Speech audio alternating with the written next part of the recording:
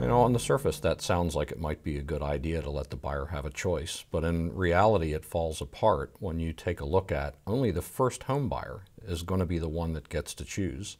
And I read a report from the National Association of Realtors in 2013 that shows that homes change hands on an average of every 9 years.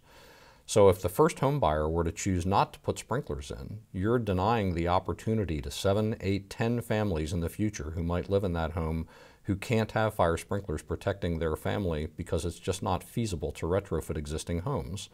The other problem is that the fire service is stuck with that home for the next 100 years as being an unsprinklered home, and it's a risk to the community, and everybody in the community pays for that level of fire protection when they have to staff the fire stations in order to protect all these unsprinkled properties.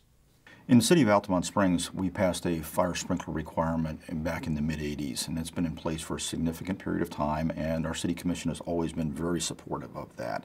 And the experience we've had with that is obviously we are not having fire deaths in home fire sprinkler protected properties. That's the #1 goal of the ordinance in the first place.